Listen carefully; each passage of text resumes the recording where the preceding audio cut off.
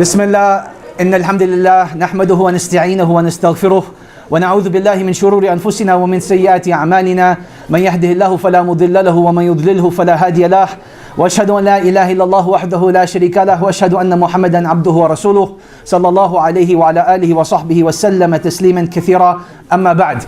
My dear brothers and sisters, Assalamu alaikum wa rahmatullahi wa barakatuhu. MashaAllah, it feels like we're having two Jummahs. So actually, this is our third Jummah of the day with all the people that showed up. So Jazakumullah khairan to all of you for coming out on this Friday night. I know it's cold. I know you guys could have been doing a lot of things. So it means a lot that you guys are coming out to learn and share with us. So this is a continuation of our community discussion.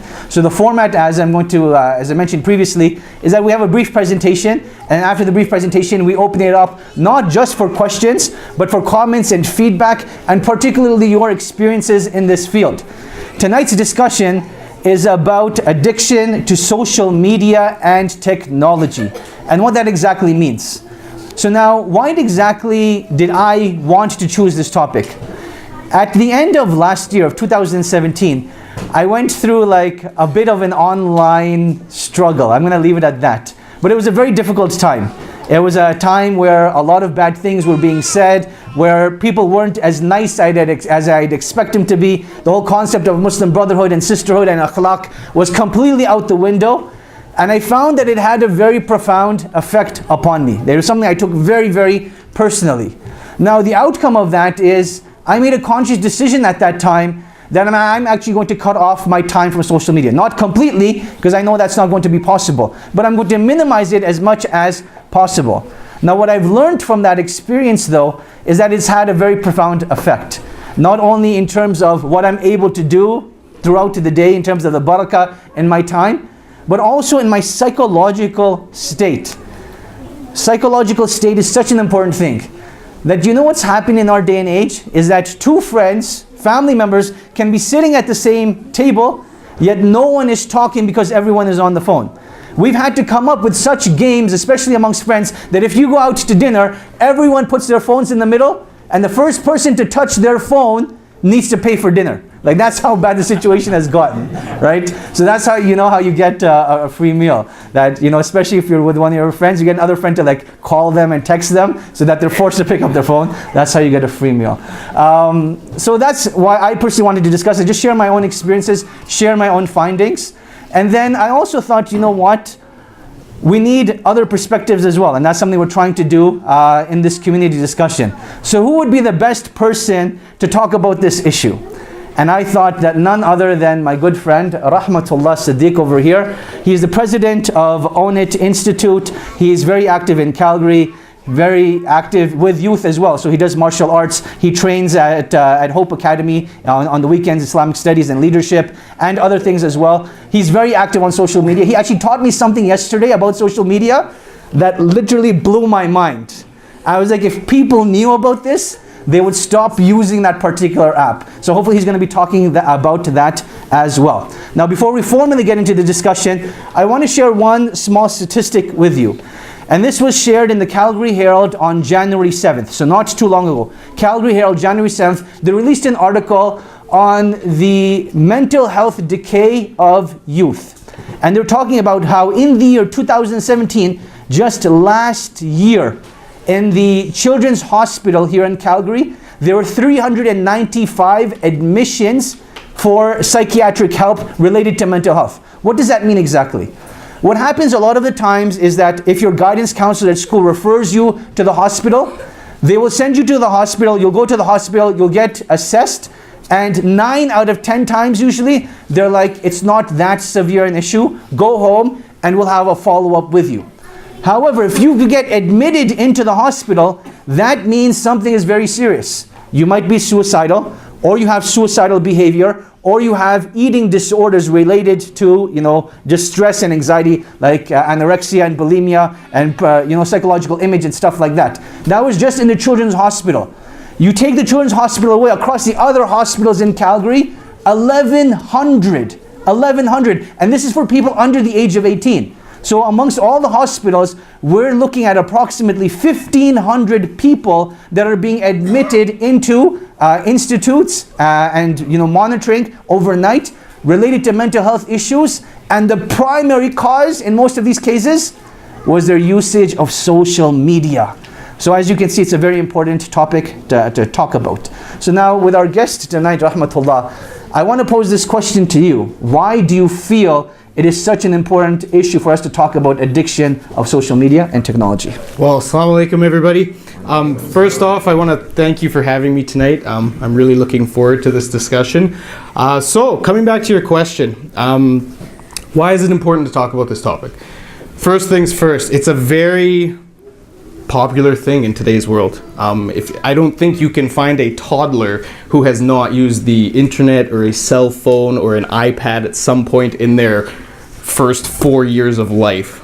So it is something that every single person in the society is faced with, and it's what I like to look at it is like it's a tool, and like with any tool, any power tool, there's goods and bads. Okay, you can hurt yourself with it, and you can use it to get some very good stuff done.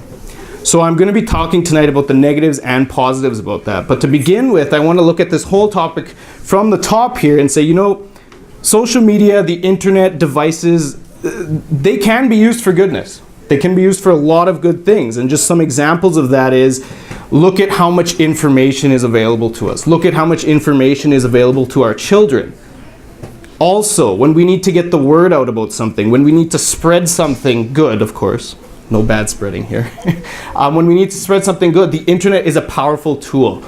I mean, I was one of the last generations probably who remembers if we had to call our friends, we had to pick up the landline, call their parents and be like, hi, can we talk to so-and-so, and leave a message on the answering machine or something like that. But now you can instantly connect with people. You can connect with your family members overseas. You can connect with your loved ones who aren't home instantly, because we have cell phones, we have FaceTime, we have all these new technologies. But like every tool in this world, there are goods and bads.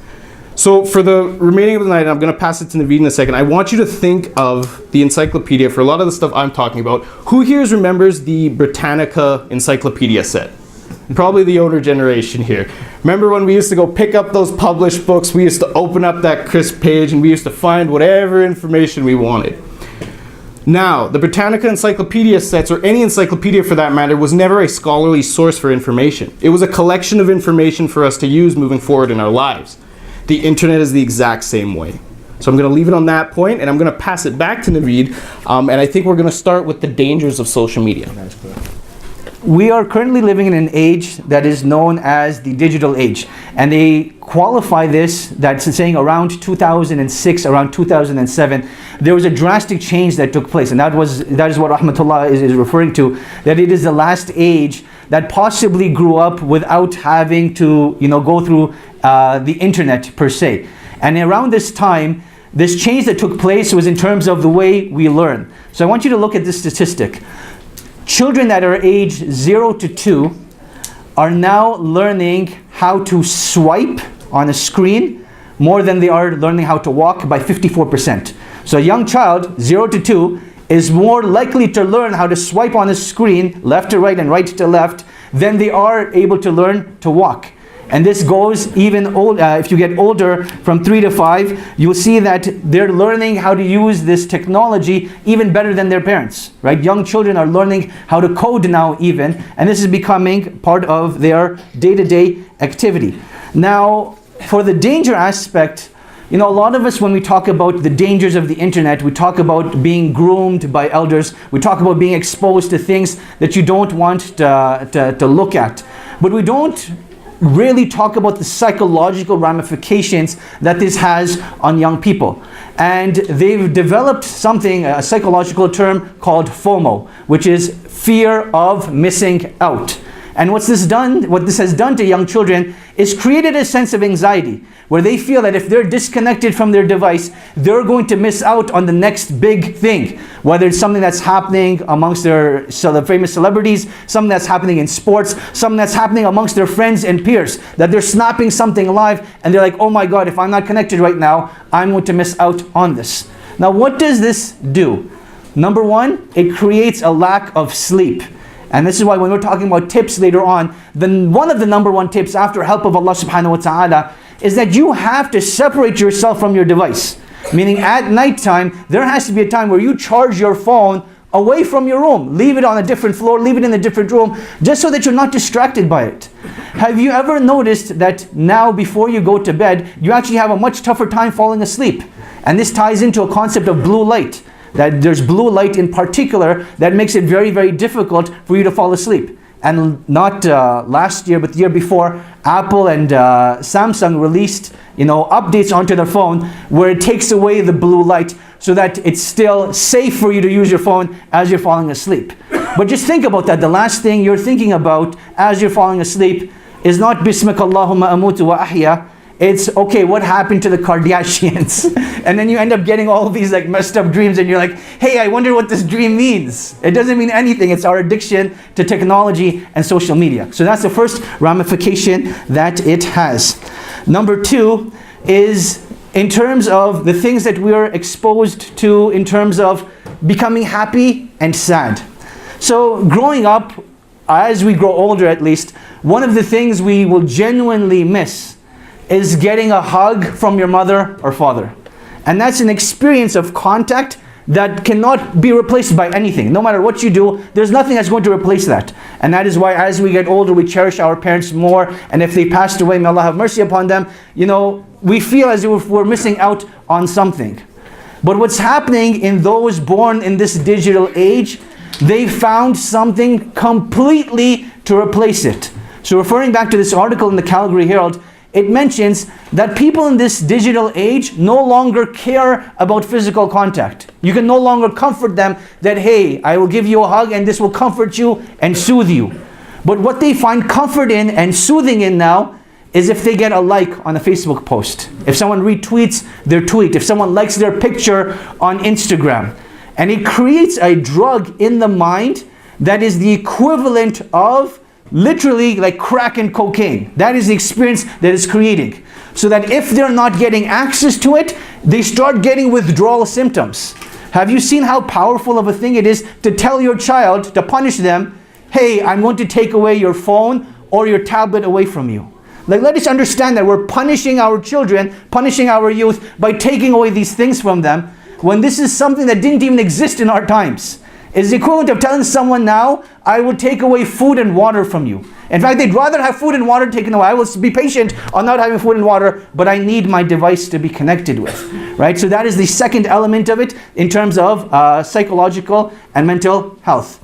The third element of it now is in terms of things that we get exposed to. Things that we get exposed to, and the things that others get exposed to through us. What exactly does this mean?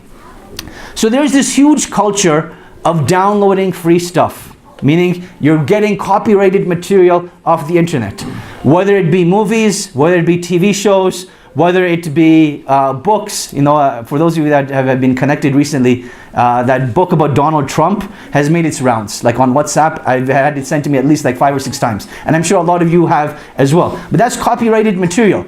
Now, people who understand the psychology behind copyrighted material, one, no one likes to pay for stuff, so if they can get it for free, they will pay it, they will avoid paying for it. But number two, because of the desire of wanting everything right here, right now, they understand that we can implant viruses into those documents, into those video clips, into other things, so that it will have an impact on the person that is downloading them. So what ends up happening is 3 of the most common things. Number 1, a random access tool, and that is remote webcam access. So what that means is you download this clip, you download this file, then all of a sudden by you downloading it, you've granted permission to this server, to this host of people that will get access to your webcam, and you will not even realize it. They will be taking videos, they will be taking pictures, and you're getting exposed and you don't even know about it. Particularly for our sisters, particularly for our youth, that's a nightmare and a disaster, right? Everything could potentially be recorded and you're getting exposed for that just through this file. Number 2 is CryptoLock, and that is where your personal files on your computer will be locked out until you pay a ransom. Until you pay a ransom.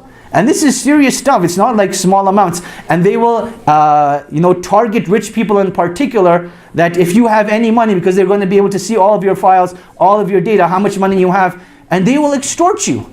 And they're behind such servers and such, different IP addresses and other things where it's so encrypted that you can't even track them, that even the police has a tough time doing anything about it. So the only way you can get access to it again is if you pay that ransom.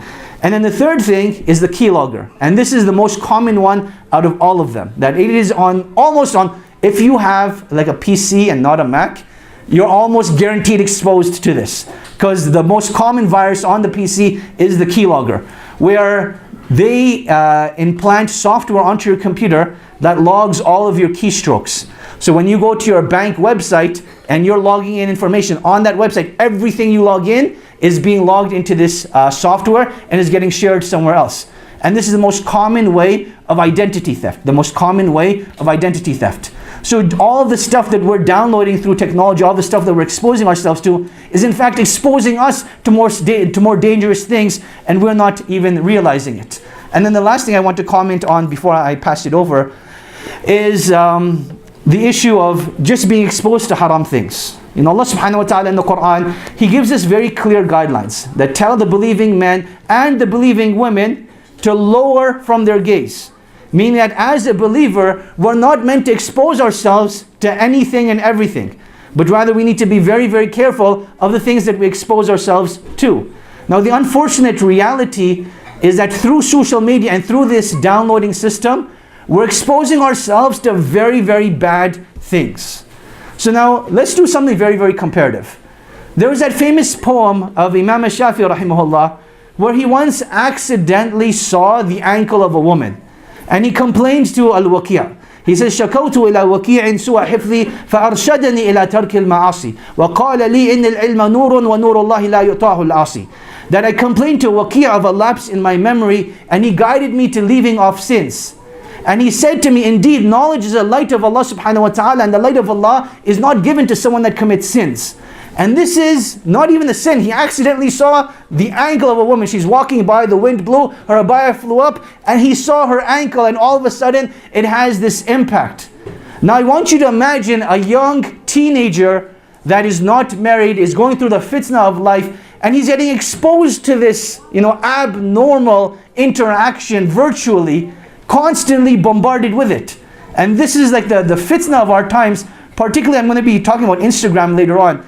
In Instagram, if you just look at one particular video or one particular picture, it develops an algorithm for your viewing monitoring, for what you view and monitor regularly. And then you'll notice all of a sudden your general feed is filled with videos and pictures of stuff like that. So if you accidentally, not even intentionally, mashallah, we're all innocent and good people here tonight. If we accidentally look at something for like more than a second, Instagram is picking up on that and will continuously expose you to it until you find a way to make tawbah and like, please get this away. And then you have to delete your history, and then it'll redevelop a new algorithm for you. So that's just through Instagram. Same thing with Facebook. Same thing with other programs as well. So we have a very big obligation in terms of the things that we implant in our minds, because it goes to our hearts and becomes our thoughts and becomes a distraction for us. So now it's no longer about protecting our memories like Imam Shafi rahimahullah was talking about. But now it's about protecting our morality. It's about protecting our own desires. Desires go out in rage when people no longer control what they expose themselves to. And for everyone, whether young or old, is just as equally as applicable. We have to keep ourselves in check. And that is the third biggest danger that we expose ourselves to. Wallahu ta'ala alam. And I'll now pass it over to Rahamatullah, who will be talking about some of the other dangers, inshallah. Okay, so I'm going to start with the simplest of simple here. Navaid spoke about children and how it's having effect on their development and whatnot. Now, as he mentioned in the beginning, I am a martial arts instructor for the city of Calgary. I've taught hundreds of children over the past, I don't know how many years, and I see this. And now what I see is I'm going to get everybody who wants to participate in this to try this. I want everybody to take their hand and point to that corner. Pretty simple, right? Now, when I'm teaching kids who I can see have had a long dependence on using a device. Now, when I say a long dependence, I mean they come before class, they're sitting watching a video, And after class, they pick up the phone and they're walking down the steps watching that same video. I see them in the malls and they're playing a game on their phone. As Navaid mentioned, the swiping, how they know how to swipe. When I'm teaching these kids basic motor skills, they don't have any. What I made you guys do by pointing to that corner, if I were to talk to about 90% of the kids I have dealt with, and I say, I want you to point both your big toes to that corner in the room, they give me the biggest puzzled look on their face. I will say, lift up one of your legs and put your other hand in the air. They will not know what to do. I will say, I want you to turn around. They give you this puzzled look because they are not used to, frankly, running outside, falling in the dirt, and crying about the scraped knee that they just got, okay? They're so used to their technology. Now, you're gonna think, how does he know this is not just the kids? I have had kids who have come to me, who have come from strong households that do not allow technology use for extended periods of time. And because I talk to their parents on a regular basis and whatnot, these are the kids that they say, we make our kids go out and play. We make our kids play catch. We make our kids play basketball. And you will see the motor skills of these children are significantly different. Also, I look at the demographics of the children I'm teaching. Those kids who are from, poverty level, below poverty level, their parents can't afford these expensive devices. Their parents can't afford an iPad dedicated to the child. And you will see these kids, they'll be naughty. Yes, they'll be naughty. All kids will be naughty. I'm not saying a single kid is not naughty. They have to be kids. But you will see the children that do not have access to these devices, they will have more motor skills. They'll be able to kick a ball in front of them. But the ones who are more dependent on, I'm leaving class, I'm going to pick up my iPhone again, or I'm going to pick up that iPad again, you literally, I kid you not, for the simplest of tasks, pointing to a corner, bending, if I tell them bend your knees, if I tell them run to the next wall and come back, they look at you with a stare and they're like, we don't know what that means. Which I think is troubling. So, moving up the age spectrum here, I'm going to move into alter egos. So, as people start developing, now, as Navaid mentioned, I'm an active user of social media, cell phones, everything. So I'm not trying to say I don't do this. That would be very hypocritical of me. But the fact is there has to be limits in place. So we see alter egos, we see separate lives, and we see bullying. Now, we're going to start with this alter egos. There are people, there are children, there are youth, there are adults even, living a completely separate life in the digital world. When I say this, they create their little emoji. For those of you who don't know an emoji, it's literally like a cartoon character of yourself. And they live in a digital world.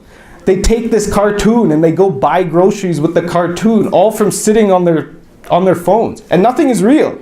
It's all fake. It's all made up. It's in this world of The Sims. Everybody remembers The Sims, especially from our generation. That was the first big thing. And people live these alter lives. In addition, they will live very differently behind a screen than they will in real life. Communication skills start to decrease. The ability to talk to somebody face to face. Who here actually calls somebody on the phone more than they text them? Think about that for an answer. Well, good. I'm happy about that one. But it's so much easier to text our friends now. Sometimes phone calls are almost awkward. You pick up the phone, like when Navaid calls, I'm like, hey. He's like, hey. And I'm like, okay. Right? And that's where it kind of ends, right? So we see communication skills start to decrease. We see communication skills. When I tell the kids that I work with, I'm like, listen, we need to pick up a pen and write a letter. They're just like, what? Why can't we type it? And I'm just like, because you need to learn how to write. And you will see that they don't like using pens, papers, and all this kind of stuff, but we need to develop that communication in them. It's a huge building point. Autocorrect has ruined everybody's life. Let's face it. We can spell anything wrong and it'll automatically correct it. It also creates very awkward situations when it corrects it to something you don't want it to say. Okay? So we need to start seeing what this is doing to the development of youth. And bullying is huge. Everybody growing up, we've all dealt with bullying. We've all dealt with that kid who used to take away our lunch or our recess snack. We've all dealt with that kid who would take the basketball away from us. But the fact is that social media, cell phones, all this type of thing has blown bullying to a new level. I'll give you an example. I'm not going to name names or anything of this. I was working with the Calgary police one day at a school here in Calgary. There was a large immigrant population, and I was sitting in the constable's office. And he was like, I just dealt with a very disturbing problem, and it's something that we see on a regular basis. And I said, what? He's just like, this girl with a scarf, I believe she was with a scarf, was beat up. They ripped off her clothes, they took pictures of her, and within seconds the whole class had those pictures. So I'm sitting there in shock going, you know, back in our day they'd have to mail a picture of me somewhere, right, by postal services, but now instantaneously we're getting stuff across. So bullying is huge. Cyberbullying is a whole new world. Instead of people having to pull kids aside and threaten them, they're sending them messages on the instant basis here. Every second they're saying, we're going to come beat you up, we're going to come find you. But it's no longer waiting for that delay, it's instantly. So imagine what that is doing to children's minds, what fear they're living in. Moving on to my next example now. I talked in the beginning about how the internet can be a positive and negative tool. And you guys are hearing so many negatives right now, but I promise you at the end of the program, you're going to hear a bunch of positive stuff, a bunch of ways to protect yourself. But I talked about how a negative tool. Who remembers the big floods that were happening in the States last year? Remember, all the states were getting flooded and whatnot. Now, I bring this up because there was one example I wanted to talk about. On Facebook, there is a video of a storm, okay, from Florida, and it was literally a house getting washed away, waves coming in, people running on rooftops, all this kind of stuff. And this video got shared within the first couple hours 15,000 times, saying, holy moly, look what's happening in Florida right now. And it said on the top, live feed. And it was running, the clock was running for about 23 hours. The fact of the matter is this video that got shared 15,000 times within a couple hours was from 5 years ago. It wasn't live, and it was from Hurricane Sandy or something. So this shows how quickly, like I talked about the encyclopedia, it's a place for information. The internet will be a place for information, but what is the credibility of that information?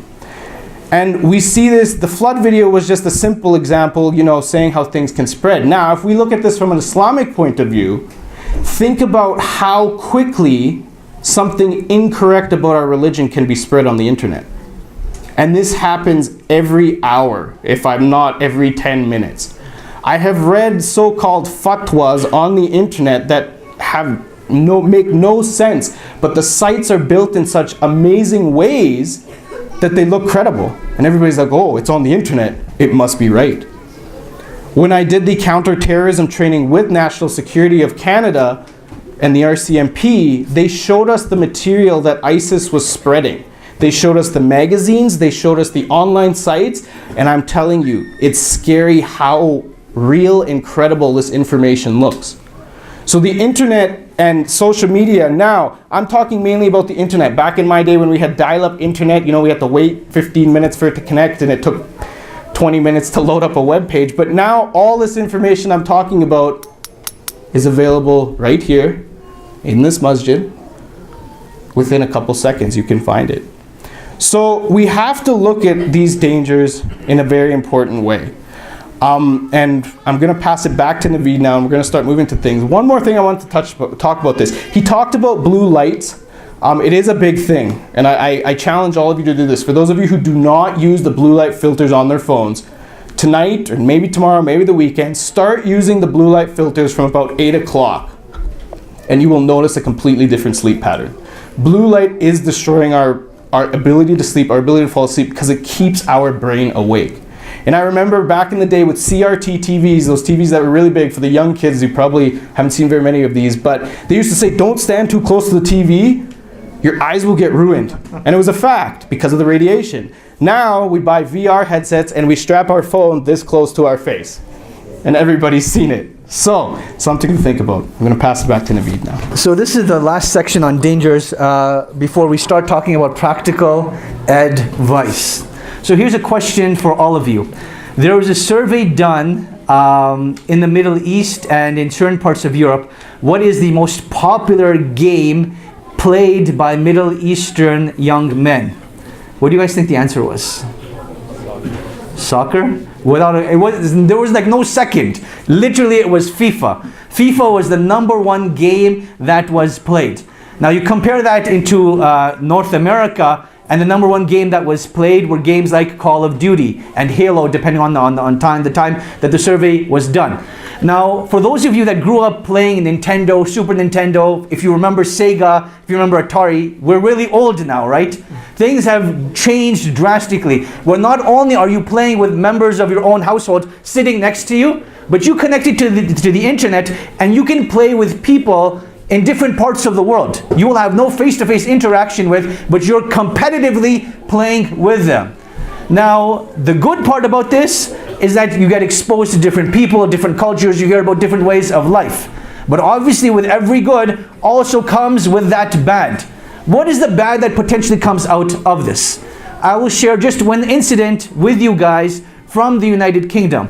And this is the story of a young boy, Breck Bredner, 14 years old. And he was playing Call of Duty day and night, spending hours upon hours. And his mom was always worried that he's spending too much time, but she was never afraid of what happened next. What happened next was that he met a young man, Lewis Danes, aged 19. He's 19 years old. And as they're spending more time, the time is increasing, like not just 1 or 2 hours a day. They're playing Call of Duty like 10 hours a day. So the mom gets curious. She's like, who are you playing with? Like, who is this guy that's become your best friend that you've never even met? Like literally, she goes to bed at night, she wakes up in the morning, her son is still playing this game with the exact same person. So she gets a bit suspicious. She goes online, Lewis Danes, and she starts seeing that, hey, there's a sexual predator by the name of Lewis Danes, but no information is given about him. And there's a picture there, but she has no way of verifying, is that the same person? So she calls the police. And she tells the police, hey, my son is in contact with this guy, Lewis Danes, online. I've seen that he's a sexual predator, but I want to verify that. Is there anything I have to be worried about? The police gave her the answer, oh, grooming gangs only take place amongst women. You have a boy, don't worry, nothing's going to happen. Well, guess what ended up happening? After a couple of months, Lewis says, hey, why don't you come over to my house and we can meet for the first time? They met for the first time. He was raped and he was killed. And this happened just by playing a video game online. So a lot of times parents think that, video games are fine. It's not as if they're going to be talking to other people. You're completely wrong. Games have completely changed. You have access to people that you would never want your kids to come close to, right? And this is not only about the issue of the time that they're spending playing these video games, but they're getting introduced to very deranged individuals. So it's very important to monitor that. The last thing I want to talk about before we get into the advice section, inshallah, is the issue of Instagram. I said I would be speaking about this a bit more. So I already spoke about how people want likes, and I also already spoke about how the things that you even view for a couple of seconds, they develop individual algorithms for all of us based upon what we're viewing. Which leads us to point number 3. That at the Islamic school, when I was interacting with a young group of girls, I asked them, hey, so what do you want to be when you grow up? Right? Back in the day, you ask a young lady, what do you want to be when you grow up? Oh, I would like to be a teacher. I would like to be a nurse. I would like to be a mother and a homemaker. This time it was like unanimous consensus. I want to be an online influencer. And I was like, what on earth is an online influencer? Till you realize that it's something, again, related to Instagram, where they will go into makeup, they will go into athletics, they will even go into I don't know what the word I'm looking for, but just basically showing off their body. That's what it is. And then they develop followings, and then product companies will contact them and say, hey, can you advertise our product for us in your pictures and in your videos, and we will pay you for this. And I thought to myself, subhanAllah, how is this happening to our community under our own eyes? And no one is paying attention to this at all. And this leads us to a second problem, particularly with the sisters. That when you look at Instagram in particular, what is unique to Instagram as opposed to all of the other social media is that Instagram only shows you good news. It'll show you people having a good time on the beach, someone eating some amazing food, someone enjoying their life on their vacation, and it only shows you good stuff. And then when people share pictures of themselves, seldom, extremely seldom, does anyone share genuine pictures of themselves. Either they've been putting makeup on for the last 3 hours, or those pictures are actually photoshopped. Those pictures are actually photoshopped. And then young women look at this and they're like, wow, that person's life is so amazing. I wish my life could be like that. This girl looks so amazing. I wish I could look like that. And what it ends up doing is that it develops this image of everyone's life is so amazing. My life is so terrible. My parents don't understand me. My friends are losers. Nothing is good in my city. You know what? I'm completely unhappy. And you end up doing crazy things. So it develops this perception of reality that is so fake that if you think about it, you know, I'll give you a very simple example. One of the people that got trolled very recently online was Kendall Jenner. Kendall Jenner, she's one of the Kardashian women. She got trolled online because some picture showed her where she had pimples. And they're like, how is this beauty model, you know, going to some fancy party where she has pimples? And they were trolling her online for that. And this shows us the type of mentality that's being created online, where this whole image of perfection is being portrayed and no one wants to be real. This goes back to the alter ego that he was talking about. And this is a huge danger to our young women. It will affect their self-image psychology, the way they see themselves. It will affect their confidence, and it's also affecting the way they view their own future. I mean, with all due respect, I'm sure there's some great online influencers that are doing some genuinely good things. But the vast majority of people do not care what they're influencing people towards. If it is Budweiser that will pay me money, if it is some other haram company that will pay me money, I will advertise for you whatever you want, just pay me. And that's what that world is all about. And to set our standards to that degree, I want to be an online influencer when I grow up, it's a very dangerous reality to face that I pray that Allah subhanahu wa ta'ala rectifies. Now, with all of this bad news that you're hearing, how do we protect ourselves? How do we protect our youth? So our first part of advice is directed towards parents, and then the second part of advice is just for young adults and adults in general in terms of what we can do. So I'm going to pass it over to Rahamatullah, who's going to start off with the section on advice. Okay, so as I mentioned in the beginning, for me to say that I do not use social media, I do not use a cell phone, I do not game, I do not use all this would be the most incorrect statement I have said. For those of you in the room who actually follow me online, you know that I am pretty active. However, it is a very, very, very, very small portion of my life. So, we're going to talk about advice to parents, realistic advice here. I mentioned in the beginning that the internet is there, social media is there, cell phones are there, all this stuff is there. It's a fact of life now. However, we have to look at it exactly the way, and I love the way our parents did it, modeling it when we grew up. It was all about regulated use. So, this is probably one of the biggest things I will start with. Regulated use. Now, when I say regulated use, what does that mean? That means you control how much time, and I'm saying this for ourselves and for the people younger than us and for our children, our nieces, our nephews, everything. Control how much time they have on it. Realistically speaking, what would a child, an adolescent, or even a teenager need multiple hours on a cell phone for? Unless they're making huge business deals to plan your retirement, I don't think they need that long of a time on a device. So think about it like this. How much time is appropriate? We had the TV growing up. I was limited to an hour of TV a day at the most. I got to watch Arthur and the Magic School Bus. Okay? So how much time are we giving our kids on this? My parents, when I was growing up, they were a firm believer in saying our children need to be educated on how to use new technology. So we would have all the latest devices. When I was younger, we had one of the first cell phones that literally had one line to dial a number. But I was allowed to use it under the supervision of my parents. When things started to develop, when we started to get the internet, I was allowed to use it under supervision. So when we look at regulated use, there is no reason that anybody can justify to me in this room that an adolescent needs the internet in their room behind closed doors.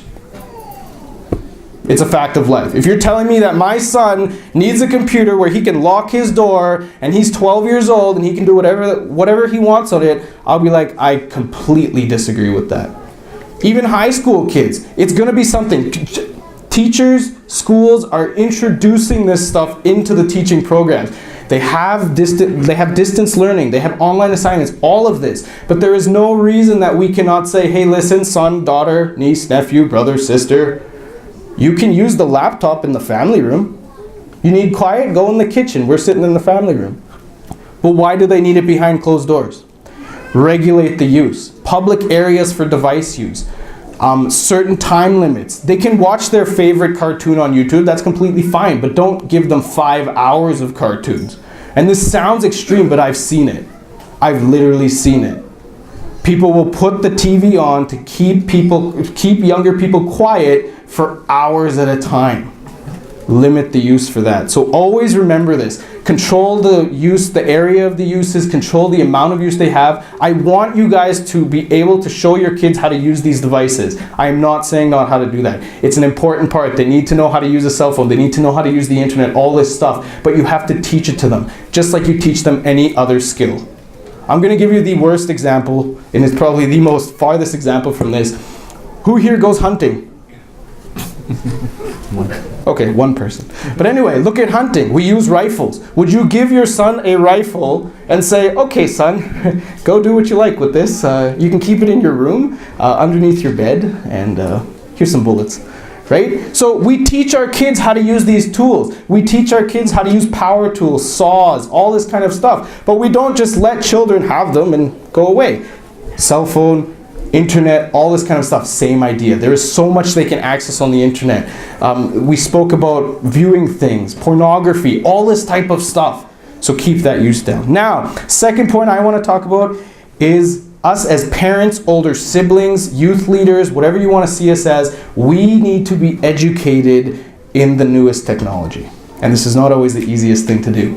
And I say this because when I bought my new phone, I kid you not, there's still functions I'm finding on my phone now after a year that I didn't know it had, okay? But we need to be, especially as somebody who has younger people under us, we need to be educated in what they can do. Now, Navaid spoke about something I showed him yesterday, and I'm gonna kind of see it. Probably most people in the front here will be able to see this. Who here knows what Snapchat is?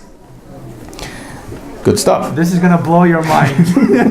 All parents are going to freak out. Most of the kids already know where I'm going with this. Now, Snapchat is an application where you use to send pictures, messages, and videos to each other, short messages and whatnot. Now, before I show you this feature, Snapchat is also part of the newest challenge facing our law enforcement called the dark web. For the people educated in more IT areas, you'll know what I'm talking about. The dark web. Snapchat is untraceable.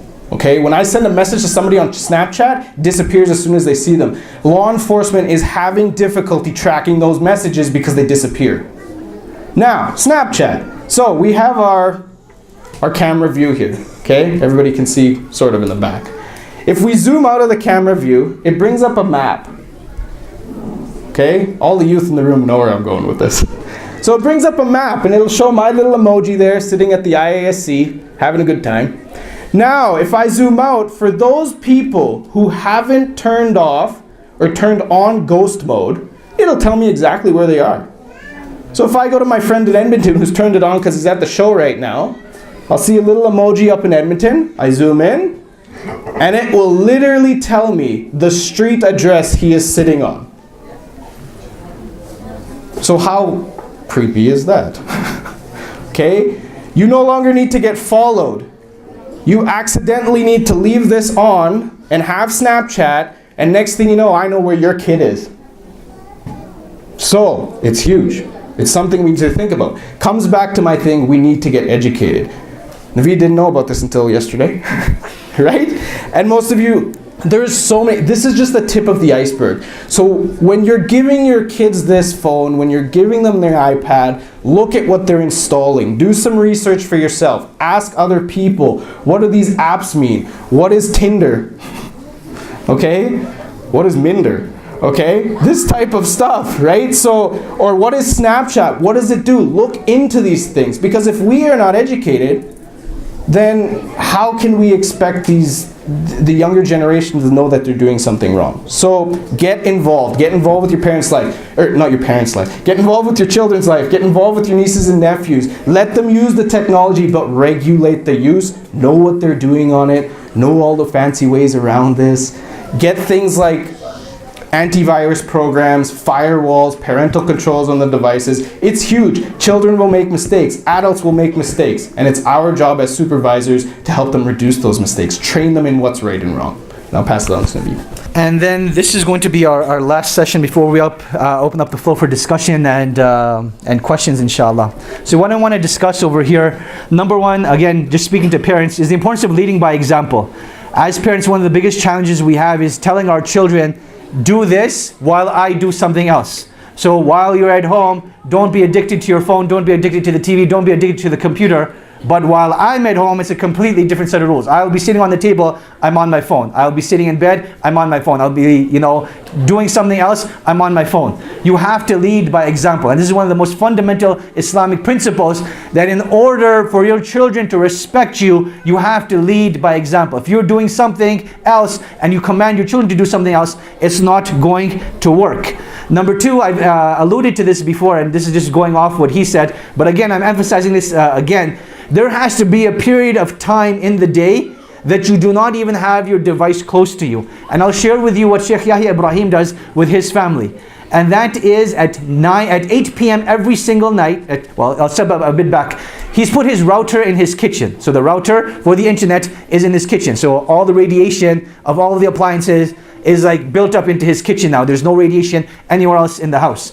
Number two, at 8 p.m. every single night, everyone will put their device into the kitchen. You will not go to bed with your device. You will not go upstairs with your device. It stays over there.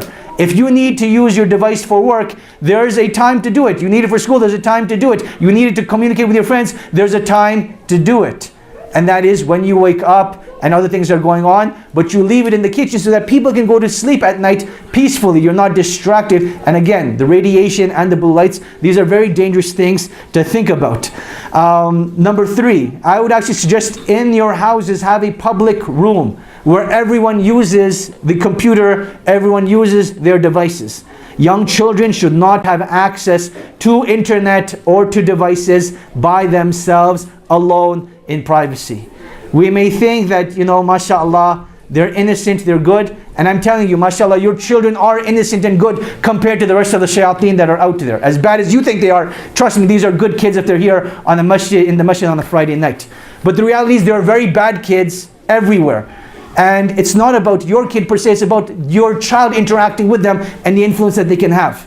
So put worst case scenarios aside, just this topic of influence of friends is a very big thing. And you want to make sure that you close that channel. So have a public room that everyone can use the computer and their devices from.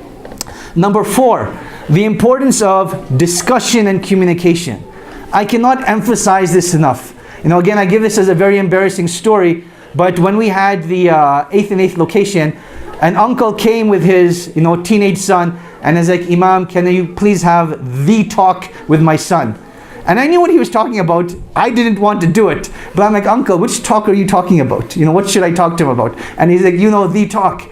And I was like, no, tell me what you want me to talk to him about. I mean, if you're going to make it awkward for me, I'm going to make it awkward for you.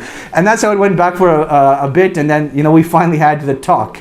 But with that said, the importance of building trust with youth, right? You tell them that I'm getting you a cell phone. This is an amana. This is a trust that can so easily be broken. If I find out that you're doing anything wrong, anything haram with this, that is a trust that will be broken. Now, obviously, there's ways to get around this that you will not be able to figure out. Surfing the internet in private mode, where it doesn't keep track of the websites that you visit, doesn't keep cookies or anything like that. It is completely anonymous browsing on that device. Number two, Snapchat. If you look at why it was developed, people had this fear that, hey, if I share these images with someone, they can possibly share those images with someone else. So Snapchat built upon that fear. They said, you know what? We will develop a platform where as soon as you send it, you can put a time restriction. 1 second, 3 seconds, 10 seconds. That after they viewed it, it automatically deletes. There's no trace of it whatsoever. So you go through your child's phone and you're no longer able to see anything haram that's on their phone because it's automatically deleted, right? So this is some of the dangers that you have to deal with. And this is part of that as you're raising our children, rather than them fearing us parents, they need to fear Allah subhanahu wa ta'ala. Because as parents, we're not going to be around all the time. but Allah subhanahu wa ta'ala is. And that is why it's such a big thing to talk about responsibility with your child before you get them their own device. Number 5, turning off GPS location settings and privacy settings. If you look at how children are kidnapped in this day and age, it often starts with a mother or a father sharing a picture of their child in their front yard, in their backyard, and then there's digital recording in the image itself. Stuff that you won't see online, but if you download the image, encoded into the image are the exact latitude and longitude of where the image was taken. And then if you download all of the images from a particular Facebook account or Instagram account, you can actually develop a map of the most common places that this person visits. You can come up with a strategy of how to kidnap this child. That's how it happens. So you may think, what's the big deal of having GPS settings? Well, that is the big deal. And we only realize it after something terrible happens. And the last point I want to talk about, or rather the last 2 points, is the parental filters. I cannot emphasize enough in our houses having a net nanny.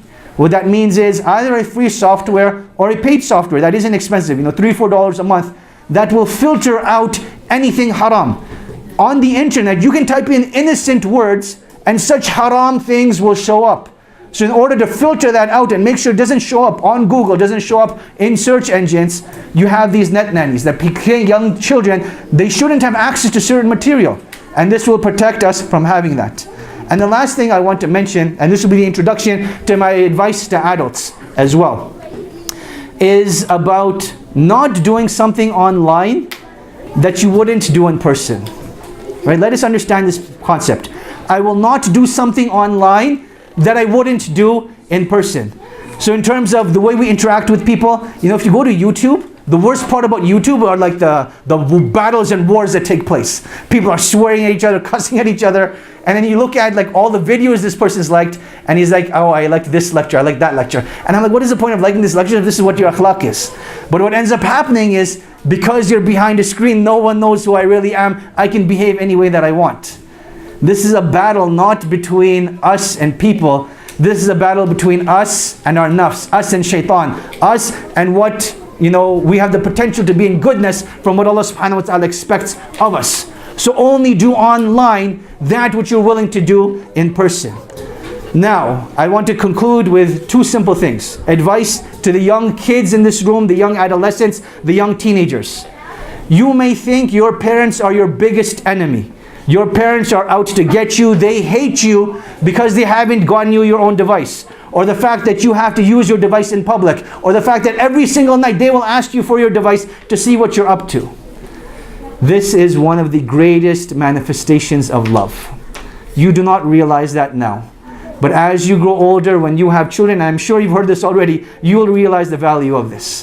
The fact that you have someone looking out for you means the world. Ask those children that have lost their parents, that have no one looking out for them, what they would do just to get their parents back. They would do anything. So while you're in this phase of, hey, but my friend is allowed to do this, my friend is allowed to do that, put that aside. Are your parents coming from a place of love and protection, or are they coming from a place of hate and maliciousness? And you know that your parents have done each and every single thing possible to make sure that you have food on your plate, that you get a good education, that you get good clothes, that you get all the best of everything. They bend over backwards and kill themselves for you. So show some appreciation. If you don't get the freedoms of your friends, it's not coming from a bad place. That's just the way they're showing love to you right now. The last thing I want to conclude with, advice to general public. We've said a lot today, but one thing I want to emphasize enough, and this starts with what I began with, is self-accountability of the time that we spend on the internet. The average person will check their phone over 1,000 times a day. I want us to think about that. 1,000 times a day, we will look at our phone, either to check the time, to check our messages, to check social media, check WhatsApp, whatever the case. We will do that over 1,000 times a day. Just to give you a hypothetical example, imagine if you just said Subhanallah 1,000 times a day. Just imagine that. You would have achieved that. You may think, how am I supposed to say Subhanallah 1,000 times a day? You tell people to make azkar and they're like, brother, I don't have time. But if you have time to check your phone 1,000 times a day, you have time to make dhikr as well. And it's not just about making dhikr, it's just about our own sanity. You know what has happened to us as a civilization, to a race, to a species, where we've let technology and these devices control our lives. If they're given to us, we're happy. If they're taken away from us, we become sad, depressed, and angry. So monitor the time that you're spending. Limit yourself and stay within those boundaries. Realistically, you don't need more than an hour or two a day. Even that might be too much. Realistically, monitor the stuff that you're looking at. You don't need to know everything that's going on in the world. You don't need to know what's happening in every celebrity's life. You don't need to know what's happening in every sports superstar's life. If you miss out, you're really not missing out on much. Because more important than the life of this world is the life of the hereafter. So hold yourself accountable to that. And the third thing is just making dua to Allah subhanahu wa ta'ala. Just making dua to Allah subhanahu wa ta'ala that Allah protects our eyes, protects our ears, protects our minds, protects our thoughts, protects our children from this mass, I guess, indoctrination, inculcation, overtaking the siege that's happening upon us through social media and technology. Because as time goes on, it's just going to get worse. So I wanted to take this opportunity to open up the floor for discussion and for questions, inshallah. So you can raise your hands or you can send it in by paper anonymously. On the sister side, Sister Iman has pen and paper for sisters that want to send it in anonymously. Or if you want to raise your hand, you can just raise your hand and we can discuss or answer your questions that you may have for both of us, inshallah. Go ahead. I just read an article that founder of Facebook, when he's at home, he's covering the camera. Yeah. To comment on that. So the brother was saying that he was reading an article about how Mark Zuckerberg and other people out there that are engaged in technology, they've actually put tape on their webcams. So all laptops and computers now all come with a webcam that's inside of it. It's not something that's external. So they actually put tape on side of it because it's become more and more difficult to protect access to that webcam. And I would go even further than this. One of the articles that I was reading for preparing for this was about Steve Jobs. Steve Jobs did not give his children access to phones or tablets way into their late teens.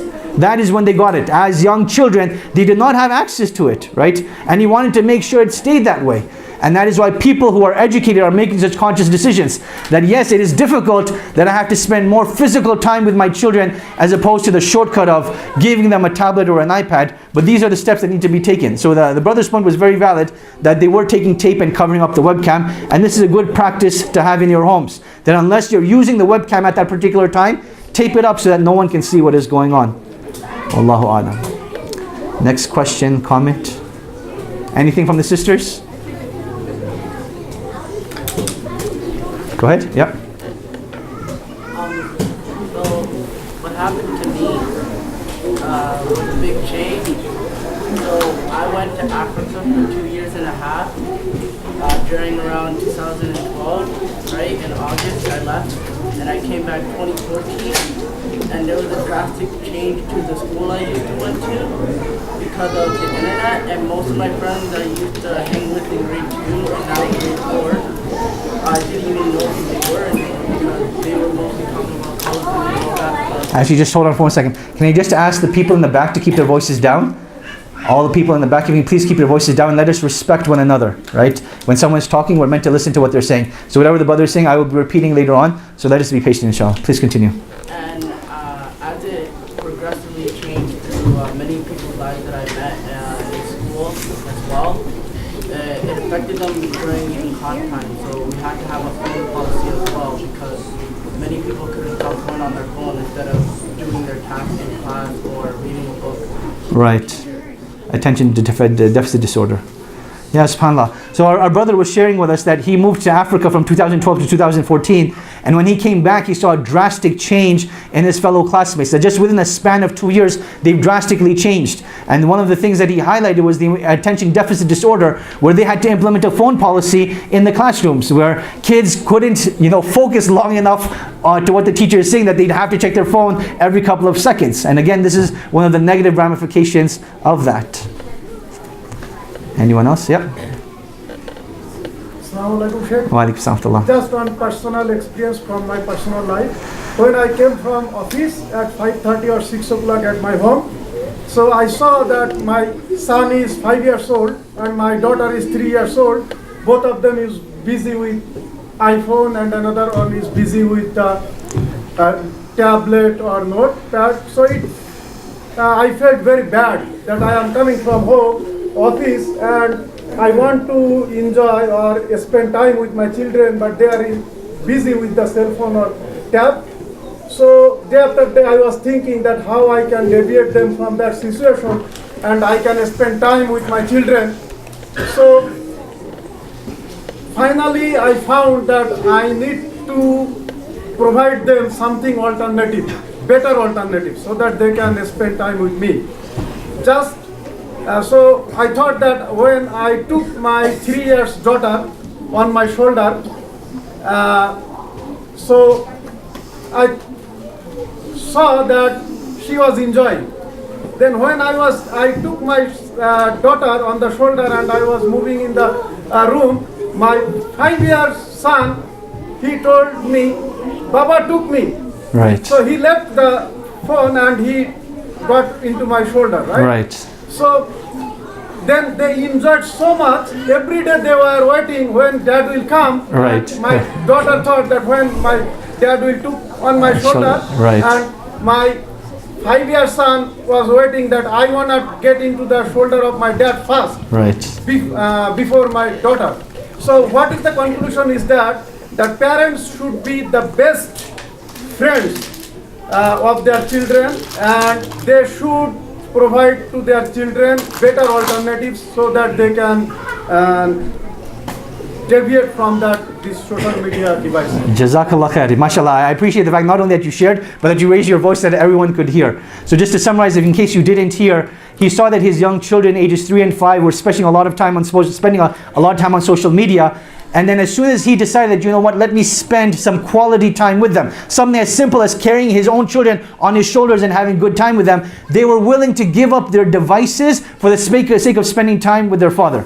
And this is such a huge lesson that as parents, not only should we be providing alternatives to social media and to technology, but the importance of quality time. We can't emphasize this enough. Parents need to be spending quality time with their children and showing unconditional love to their children. Such a huge lesson. Jazakallah khair for sharing. So we have some questions here that Rahamatullah is going to be answering, inshallah.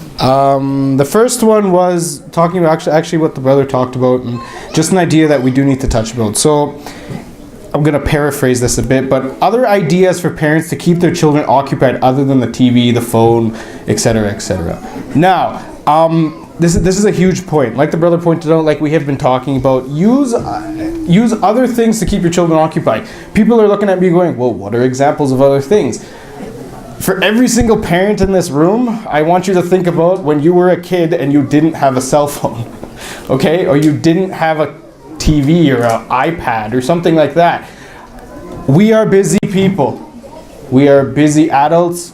We all work. Some people work multiple jobs. I am not saying that you guys do not try to put the effort in. Everybody is busy, and I understand that. I saw that in my own childhood. My parents were busy people.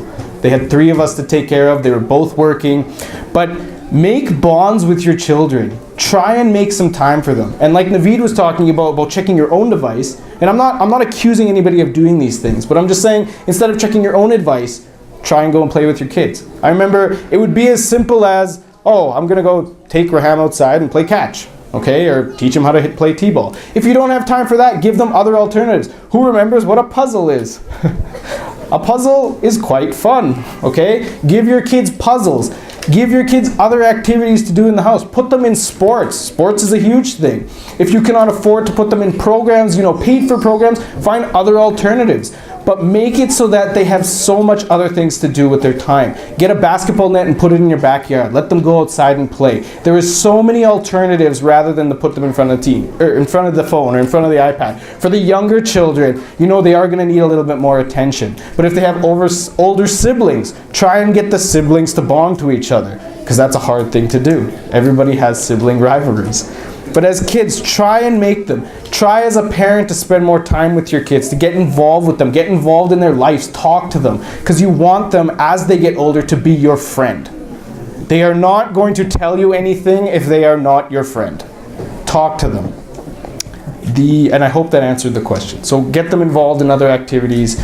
Think of things that you can do. Buy board games, buy all this kind of stuff. They don't need, I mean, we used to play Monopoly as a kid on the board. You can play it on your phone right now. I still like playing it on the board, right? There's just something about sometimes when you get annoyed with the banker and you get to flip the banknotes, right? But so buy board games, buy puzzles, all this kind of stuff. And it may seem like it's really boring, but for a kid, that's still pretty exciting. Now, the next question I had talks about privacy settings on your phone.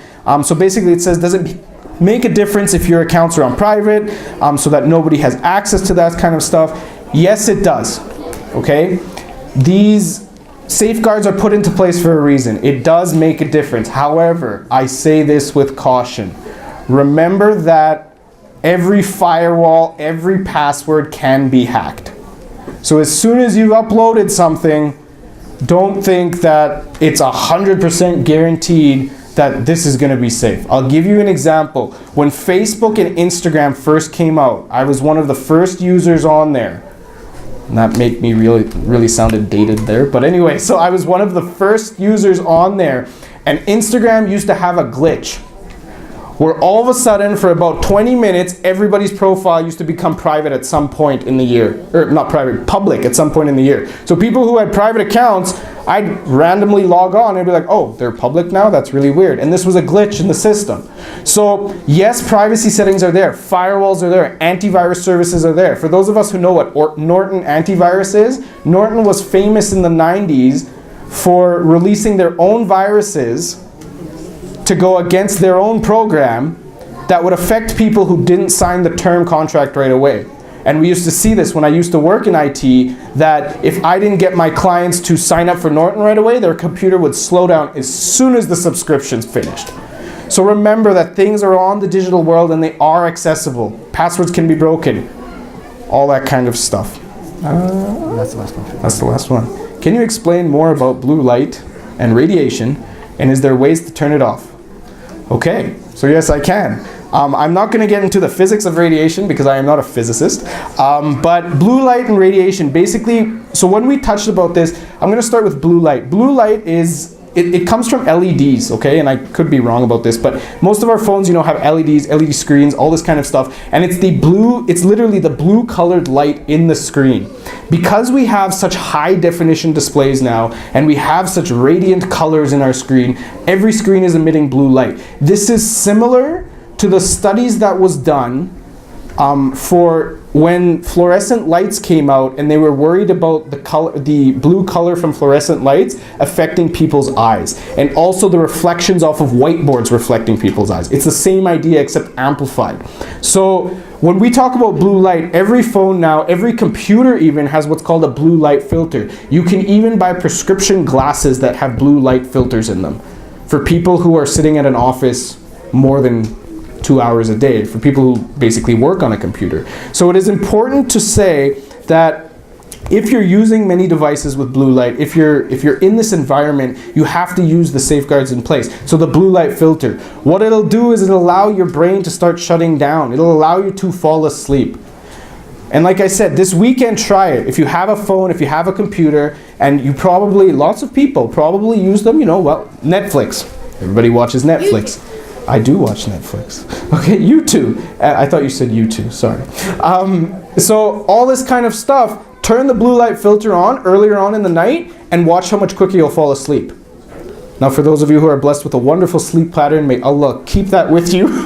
But for some of us who find it trouble sleeping, it is those blue lights. So keep those filters on, do that kind of stuff. In terms of radiation, radiation was a big thing, you know, with the devices in the home, especially things like wireless routers, TVs, all this type of stuff. They emit radiation that is unhealthy for us. Radiation is a cause of many, many, many things. The biggest thing was the microwave started the radiation scare. And radiation affects our bodies in negative ways. So every device that you have, you know, if you turn Wi-Fi, forget even Wi-Fi, cell phone service radiation is one of the most dangerous radiations. So think about that when you're using these devices. And I am going to pass it off. So here's a comment from a sister. She says, Assalamu alaikum, good lecture, mashallah. Parents get paranoid listening to these kind of lectures. Can you please give advice to the parents to be patient and help kids to overcome this addiction with love? Otherwise, these parents are going to become hostile.